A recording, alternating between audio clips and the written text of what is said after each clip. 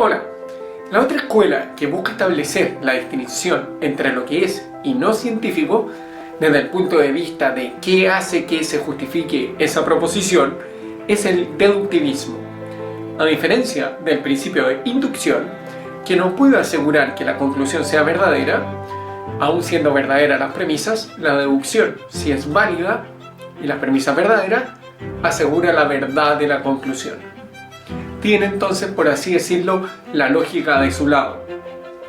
Esta corriente es lo que se ha llamado actualmente, o es conocida actualmente como el método científico, ¿no? La aproximación hipotético-deductiva es algo amplia, porque combina la inducción y la deducción. O sea, se comienza conjeturando una hipótesis general y luego se utiliza la deducción para derivar ciertas consecuencias. Y finalmente se pone a prueba esa hipótesis y se revisa su fiabilidad. Entonces, esta sería más o menos una secuencia típica del método hipotético-deductivo. En primer lugar, formular una hipótesis.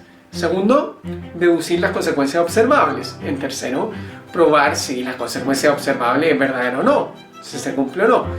Y cuarto, claro, si es falsa, se va a inferir que la hipótesis es falsa y quinto, si es verdadero, va a aumentar la confianza en la hipótesis. Vamos a discutir estos pasos con más detalle.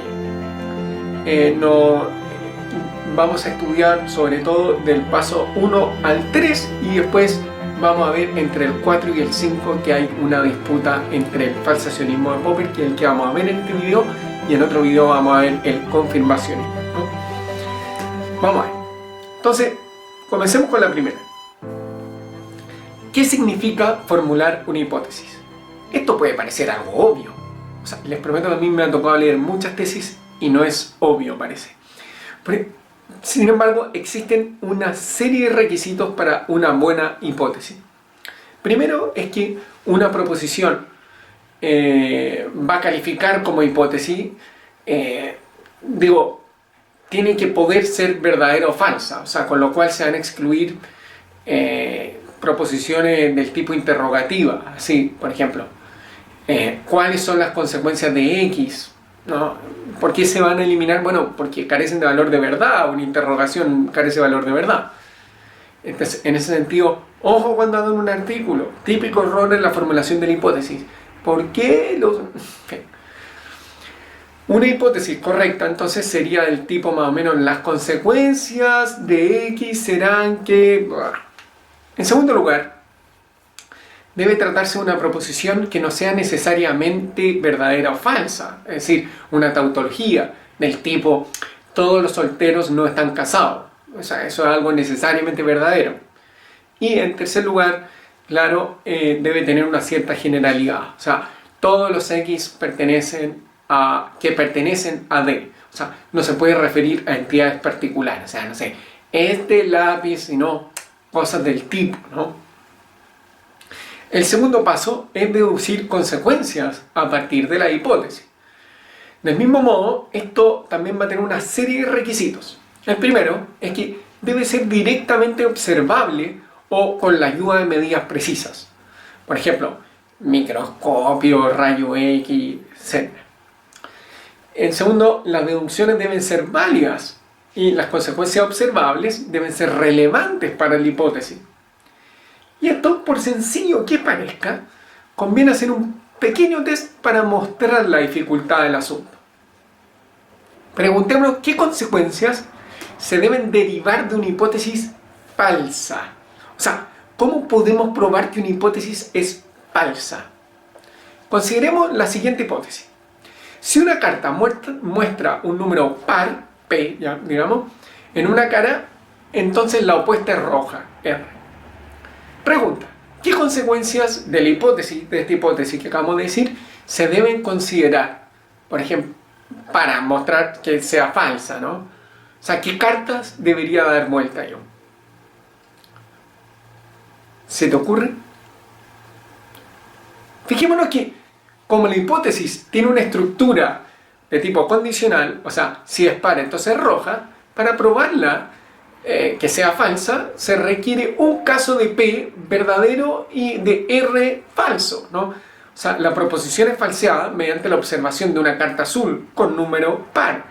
Por lo tanto, se requiere dar vuelta a las cartas con número par o cartas azules. Es decir, en este caso solo es necesario dar vuelta B y D.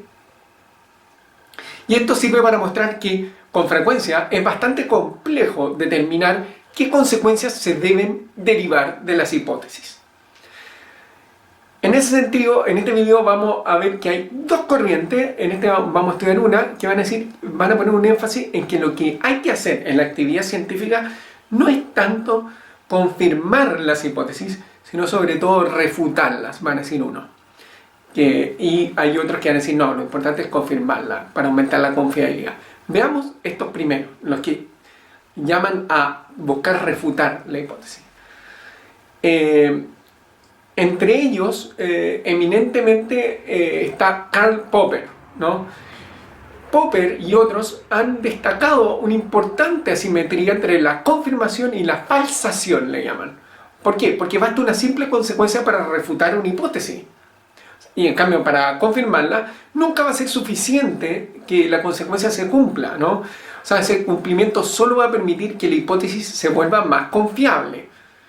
Esta diferencia ya fue explicada de un modo sucinto por Albert Einstein cuando dijo que ninguna cantidad de experimentación puede nunca darme la razón, pero basta un solo experimento para poder probar que estoy equivocado. O sea, basta un experimento y la hipótesis se va al suelo. Dentro de la corriente falsacionista, la figura paradigmática, como decía, es la del filósofo austríaco Karl Popper, quien va a decir que el avance de la ciencia ocurre porque las teorías van demostrando ser resistentes a los intentos de refutación. O sea, la epistemología popperiana va a negar que sea posible verificar los enunciados científicos y va a afirmar, en cambio, que la falsación de esos enunciados, que lleva consigo la detección de errores, es el camino para el progreso científico. O sea, la actitud científica para Popper sería antidogmática. O sea, se trataría de una disposición a nunca dar por seguro o definitivo y de buscar siempre contraejemplos que permitan formular mejores teorías. O sea, la ciencia no va a poder asegurar que sus proposiciones sean verdaderas, sino solo que son mejores que todas las planteadas anteriormente. O sea, el quehacer científico va a consistir en una progresiva aproximación a la verdad. En palabras de Popper, una búsqueda sin término. O sea, lo que distingue a la actitud científica y sus teorías, según Popper, no es que hayan sido verificadas, sino que no han sido refutadas. O sea, la estructura formal no es de la confirmación. ¿Por qué? Porque adolece de la falacia de la afirmación del consecuente. Veamos cuál es la estructura formal de la confirmación, para que entendamos esta falacia y por qué Popper va a rechazarla. La estructura es la siguiente: si P, entonces Q. Q, entonces P. O sea, si llueve, me mojo. Estoy mojado. Conclusión, está lloviendo. Como es obvio, no es válida esta conclusión, porque el hecho de que yo esté mojado puede deberse a que pasé por un jardín que tenía los regadores prendidos, y no porque esté lloviendo. Por lo que, según Popper, esa no puede ser la estructura formal del quehacer científico. ¿Cuál es entonces? Popper nos va a decir que el esquema formal no es el de la confirmación, sino el de la refutación, o dicho ciúticamente, el modus tollens, ¿no? La estructura es la siguiente: si P, entonces Q. No Q, entonces no P. O sea, lo que se prueba no es que las teorías sean verdaderas, sino que resisten o no el intento de refutación. Entonces, si lo resisten, van a seguir siendo válidas hasta que se pruebe lo contrario. Por ejemplo, aquí, si algo cae, es azul. O sea, si algo es azul, cae. ¿Ya? Veamos algo azul, ve, cae. ¿Cómo probamos que el azul es la propiedad que hace que las cosas caigan? Típicamente, uno pensaría que ensayando con otras cosas azules y viendo si resulta, es decir, buscando confirmar. Pero Popper te va a decir, no, ese no es el modo en que trabaja la ciencia. lo que hay que hacer es intentar refutarla, no confirmarla. Basta un solo caso de refutación y se cae.